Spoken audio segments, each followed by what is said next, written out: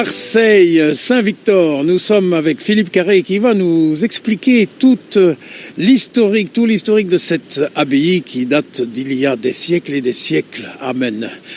Monsieur Carré, bonjour. Bonjour monsieur, bonjour à tous. Voilà, alors j'ai le plaisir de vous accueillir à Marseille, où là nous sommes sur la rive sud du Vieux-Port, donc face à cette superbe abbaye qui date du 5e siècle. Et en face de nous, nous avons donc la modernité qui fait face. Alors c'est vrai que d'un côté nous avions la ville commerçante, entre guillemets la ville basse, si j'ose dire, et l'activité religieuse donc qui se trouvait sur de ce côté, donc sur la rive sud de Marseille. Et cette abbaye Saint-Victor donc a été construite sur l'emplacement de carrières. Et puis du temps de avant que Saint-Victor soit construit, il y avait également un cimetière où du temps des Grecs, puisque Marseille a été fondée en l'an 600 avant Jésus-Christ, il y avait un cimetière, vestige un petit peu avec les cryptes, et effectivement, c'est un lieu qui est extrêmement ancien, puis qui est extrêmement sacralisé sur Marseille, que je trouve que l'on ne met pas assez en valeur. Eh bien, c'est ce que nous allons faire. Nous allons mettre Saint-Victor à l'honneur. C'est un édifice majeur de cette ville. Et nous sommes tout ouïs pour connaître toute cette histoire. Il y a une chose qu'il ne faut pas oublier. Là, malheureusement, nous ne voyons que l'église. Le monastère de Saint-Victor, donc, a été détruit sous la Révolution. Et c'est une abbaye qui a rayonné, si j'ose dire, dans l'Europe entière, et qui, peut-être, vous ne le savez pas, a produit un pape. Et à Marseille, on est plein de ressources. Et Grimoire, qui a été supérieur de l'abbaye de Saint-Victor, a été un des papes d'Avignon, sous le nom d'Urbain V, et c'est le seul pape marseillais que nous ayons eu dans l'histoire de la chrétienté. Saint-Victor a été fait en pierre, en calcaire, et ce calcaire, si vous voulez, c'est un calcaire qui est typique du calcaire que nous avons sur la Côte Bleue. Alors c'est pas du calcaire de Cassis qui lui est blanc, c'est du calcaire donc de l'Estaque, de la Côte Bleue, d'où cet aspect un petit peu rosé de la pierre. Et là, nous sommes face à la demeure en fait du prieur, si j'ose dire, du père abbé, effectivement, qui était, je vous le rappelle, une abbaye bénédictine. Alors, ce qui est assez curieux, si vous voulez, c'est de voir un petit peu ce type un petit peu de ce qu'on appelle des fenêtres géminées, si vous voulez, qui sont séparées donc par une colonne. Alors, je vous rappelle peut-être pour vos auditeurs, la colonne, vous en faites le tour. Le pilastre, il est intégré dans le mur. Alors nous avons affaire effectivement à une abbaye bénédictine. Alors je crois qu'il faut évoquer quand même les figures tutélaires de Saint-Victor. D'abord Saint-Victor lui-même. Alors Saint-Victor, si vous voulez, c'était un soldat romain. Et ce soldat romain a abjuré les offrandes aux dieux. Donc chose qui était inconcevable sous l'Empire romain, et Saint-Victor donc a été exécuté. On l'a passé, il est mort d'une façon assez atroce, mais enfin assez banale pour les Romains. Il a été passé entre deux roues, et les roues avaient des pics. Voilà, il est mort comme ça. Le corps a été jeté de l'autre côté du Vieux-Port. De ce côté, il a été ramassé. Et donc peut-être, on peut dire que peut-être il y aurait peut-être eu un culte après sur Saint-Victor. Et ce Saint-Victor a été mis donc en exergue par un moine de Constantinople qui s'appelle Saint Jean Cassien. Les bénédictins étaient des moines réguliers. Alors la différence entre régulier et séculier, régulier, vous suivez la règle, et séculier, vous agissez dans le siècle. Donc on appelle cela des voûtes lombardes. Et ces voûtes lombardes sont renforcées par ce que l'on appelle des doubleaux. C'est-à-dire les doubleaux, si vous voulez, viennent un petit peu quelque part doubler la voûte lombarde. Et surtout, ce qui est extraordinaire dans la voûte lombarde, si vous regardez, vous n'avez pas de clé de voûte. Donc ça veut dire que quelque part, on pourrait imaginer que la voûte n'est pas soutenue. Et cette technique de la voûte lombarde, c'est-à-dire de la croisée d'ogives sans clé de voûte qui est censée venir, c'est pas forcément on met cette petite décoration qu'on appelle la clé de voûte, mais en fait, c'est le croisement d'ogives qui supporte la verticalité du bâtiment. Et cette technique a été reprise pour la construction de l'hôtel de ville d'Arles par Jules Ardois-Mansart, qui reprend effectivement cette technique de voûte sans clé d'ogive et qui sont des successions de ce que l'on appelle des voûtes en berceau. Alors c'est vrai que c'est difficile d'imaginer parce qu'on ne voit pas ce que je vous dis malheureusement. À l'ouest, à l'entrée, nous avons donc la demeure des prévôts, du prévôt, nous avons les gardes, nous avons la boulangerie. De ce côté, donc au sud, nous avons le dortoir, nous avons également le cloître, parce que souvent ce qui se passe, c'est que les dortoirs, dans les monastères, même encore aujourd'hui, sont souvent au-dessus des cloîtres. Et de ce côté, donc, nous avions un jardin, et nous avions qui donnait sur l'extérieur, et nous avions également un jardin extérieur. Avant de descendre dans la crypte, je me permettrai de vous montrer également la Vierge Noire, qui est une Vierge du Xe siècle, qui est juste là. Donc c'est cette Vierge justement qui est promenée, qui est en procession au moment de la Chandeleur. Bon, moi je voudrais juste un peu vous parler de l'élévation de cette église. Alors nous sommes au Xe siècle. En fait, cette église a été construite du Xe au XIIIe siècle, et pour moi, elle est romano-gothique.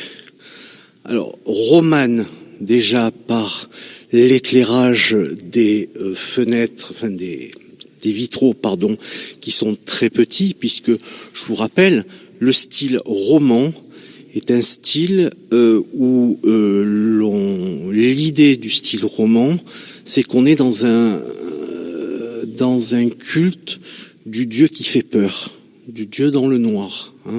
Alors que le style gothique, nous sommes avec un Dieu en pleine lumière. Alors vous avez effectivement ces vitraux qui ont été faits par Max Ingard, et ce qui est assez extraordinaire, qui selon le jour change de couleur. Ouais, ça c'est extraordinaire.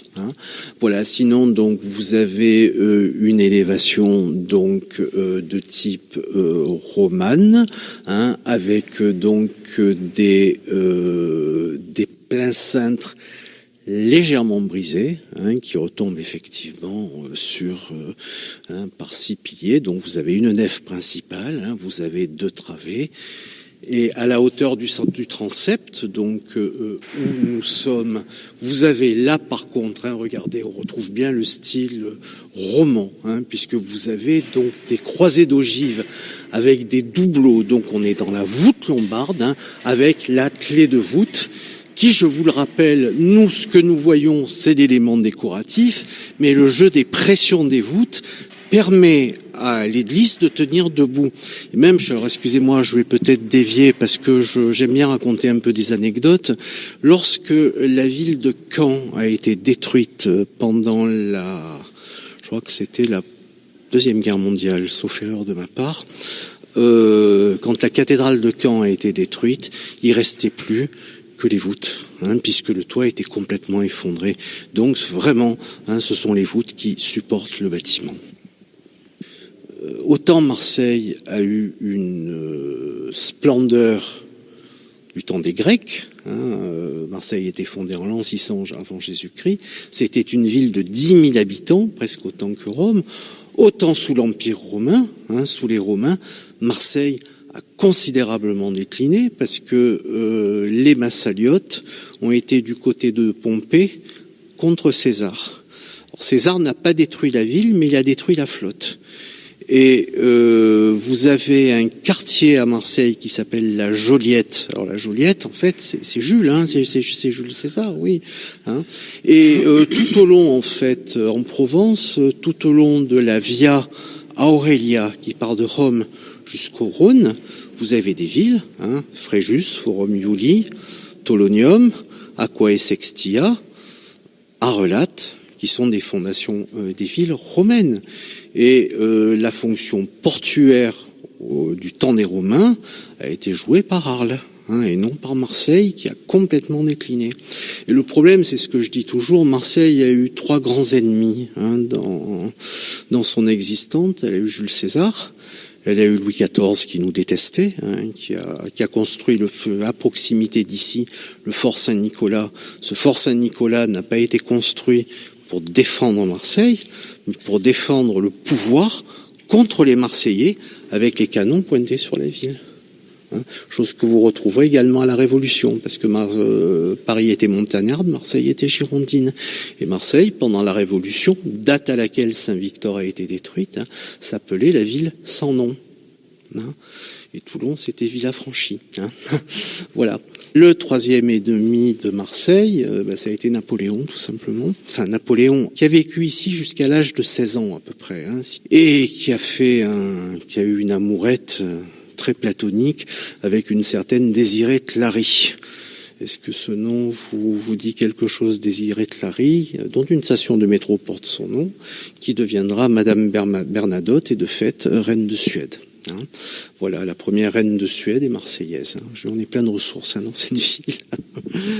Voilà, alors là nous sommes devant la statue de la Vierge Noire qui, comme le disait le père Lucchesi, hein, à l'origine, c'était pas tant le culte de Saint-Victor qui importait, mais surtout le culte de la Vierge. Hein. Marseille est une ville à vocation mariale, hein, puisque Notre-Dame de la Garde dit la bonne mère, hein, la bonne mère des marins, hein, et puis par extension celle des Marseillais. Et donc là, si vous voulez, on est au stade, hein, au moment où la ville a été évangélisée. La légende raconte que Marseille aurait été évangélisée par Saint Lazare, Lazare le ressuscité. Alors après, on n'est pas tout à fait d'accord là-dessus, parce que pour certains, effectivement, c'est Lazare le ressuscité, puisque vous avez une tête de Saint Lazare en bas dans la crypte, mais sinon, ça aurait été un évêque secondaire nommé par l'évêque d'Aix-en-Provence. Hein, voilà, il y a les deux versions, hein, qui subsistent. Jean Guyon vous dira que c'est Saint Lazare, hein, et Marie-Madeleine. Alors ça aussi, Marie-Madeleine, bon, c'est une légende, hein. Il y a beaucoup de légendes, hein, sur Marie-Madeleine. Hein. Sarah, donc, serait la fille de Marie-Madeleine et de Jésus, par exemple. Et ce que je voulais également vous dire, ce qui me paraissait important, c'est que les 3 religions monothéistes représentées à Marseille, hein, nous sommes, je vous le rappelle, la 2e communauté israélite de France. Hein. La synagogue, qui est rue Breteuil, a été construite la même année que Notre-Dame de la Garde, 1852, Henri Espérandieu, Salomon Nathan. Et donc cette Vierge Noire, donc on est au Xe siècle, l'évangélisation de la ville a été faite, hein. Les Sarrasins, les Ostrogoths, les Visigoths, les Lombards, les invasions sont passés par là, et on est, si vous voulez, au Xe siècle, dans le culte un petit peu à Marseille de ce qu'on appelle la déesse mère. Et donc cette Vierge Marie, donc comme je vous le disais, est la Vierge donc qui est promenée, hein, au moment de la Chandeleur.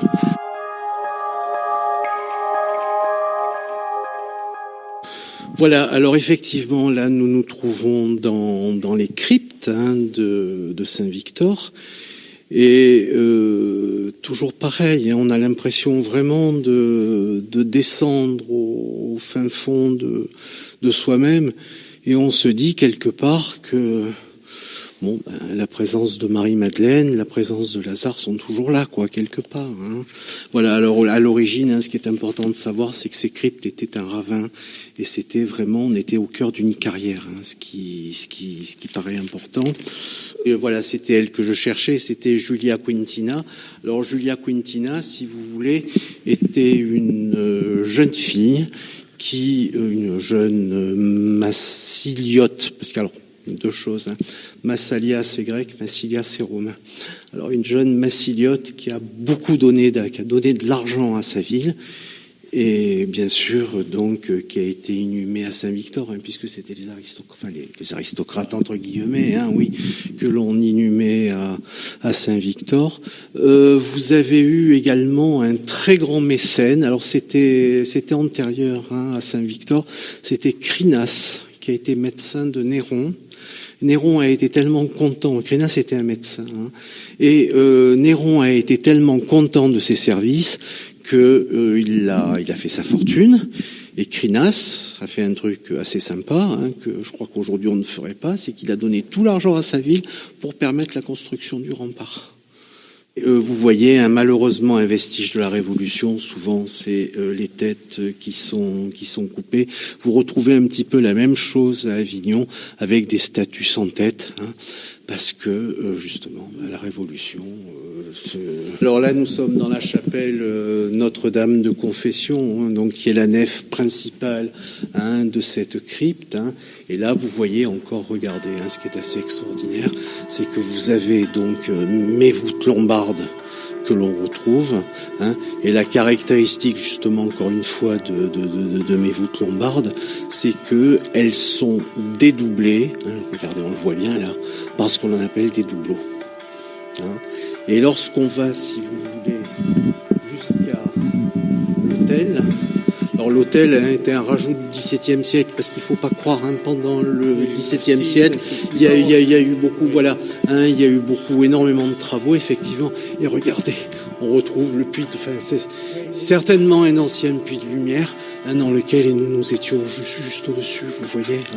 Vous avez également des rajouts alors ça, moi je pense que c'est des rajouts extrêmement récents, des colonnes à feuilles d'acanthe, donc qu'on appelle des colonnes à chapiteaux corinthiens, qui reprennent un petit peu le style. Et puis alors encore de ce côté, ce qui est assez extraordinaire, vous avez deux chapelles, vous avez comme ça deux chapelles latérales, avec un chapiteau dorique, avec le carré qui repose, et là vous avez vraiment vous avez deux nefs jumelles. En tout cas, vous nous avez fait grandement plaisir en nous faisant découvrir ce magnifique édifice rempli d'histoire. C'est tout Marseille qui est résumé dans ce lieu. Merci beaucoup. Je vous en prie, et donc vraiment j'invite vos auditeurs à découvrir ce lieu extraordinaire. Et puis juste, ce sera mon mot de la conclusion. Vous avez également à Marseille un musée qui s'appelle le Mucem, donc qui a été construit par un architecte qui s'appelle Rudy Ricciotti. On a eu l'occasion de faire une visite par Rudy Ricciotti, ce sera ma conclusion. Dans son architecture, a voulu nous rappeler que les trois religions, islam, judaïsme et chrétienté, étaient venues par la mer, donc par l'ouest, alors que la romanité, elle, est arrivée par la terre et par l'est.